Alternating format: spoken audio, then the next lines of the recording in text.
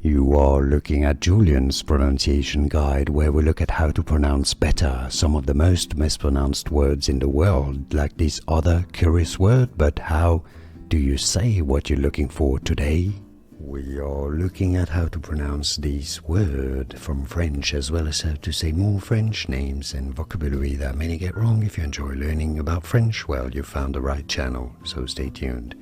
This means time in French, and is said as temps.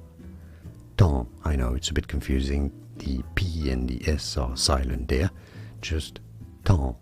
Temps is how you say time in French, and whether it's singular or plural, it's the same pronunciation, same word as well.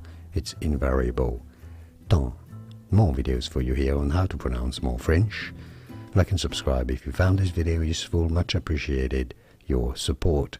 Thanks for watching. Merci. Here are more videos on how to pronounce more confusing words and names too many mispronounced. Like this video if you found it useful. I appreciate your support. I'll see you soon, and thanks for watching.